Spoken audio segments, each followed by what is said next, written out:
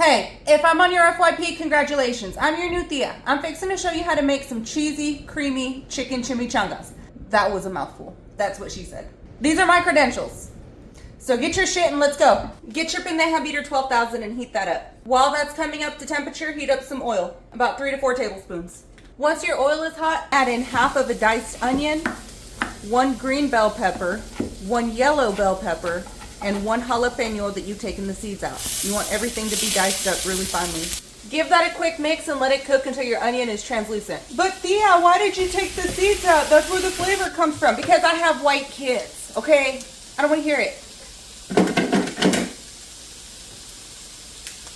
¿Me entiendes? Once your onion is translucent, we're going to add in 2 pounds of rotisserie chicken. I went ahead and shredded this up. Well, Theo shredded this up when we got it. Y'all didn't need to know that, but... Yeah, it is. It just roughly shredded. It doesn't have to be perfect. Then just mix this in. While that's cooking, add in about a tablespoon of garlic powder, tablespoon and a half. Add in about a tablespoon of onion powder. Add in about a teaspoon of chili powder. Add in 2 teaspoons of ground comino or ground cumin. Add pepper to taste. And then add in a little bit of salt. Salt to taste. Give that a good mix and then turn your heat down to medium-low. Then you want to let this cook for about 5 minutes. While that's cooking, cut the ass end off of 1 tomato. Then you just want to dice that up. Then add this to your chicken. Get half a bunch of cilantro and go ahead and start chopping that up. Now, something that my grandma taught me when I was really young is when you're adding stuff to a hot pan that's got oil in it, put your cutting board over the pan and then slide your food off to that edge. That way it's less likely to splash back up on you.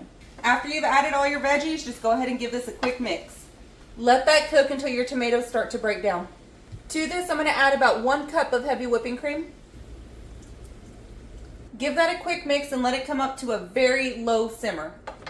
Once it has started to simmer, we're going to add in 1 block of cream cheese. Yes, cream cheese. We're going to use this as a binder and it's going to thicken it up. Throw that in there and let it melt. You can help it along by mixing it up, but make sure that your temperature stays on medium-low.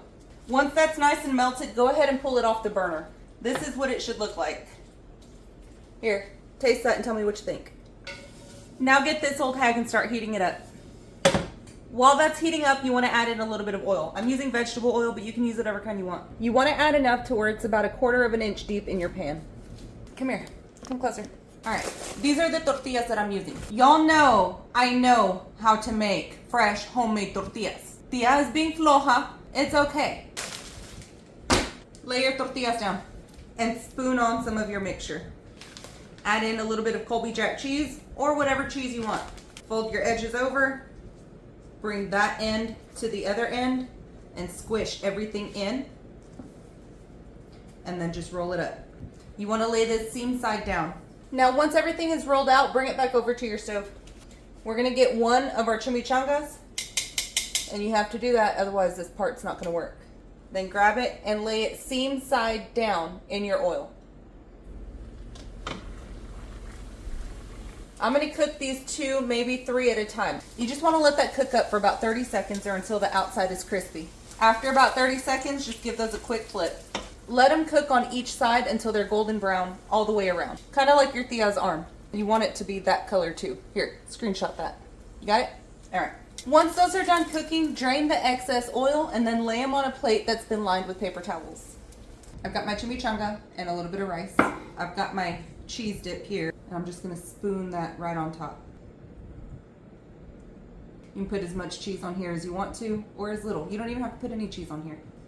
That's what it looks like.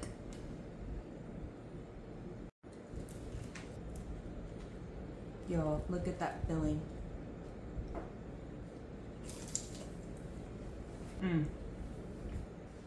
That is so good. If y'all try this, let me know. I'm going to go eat.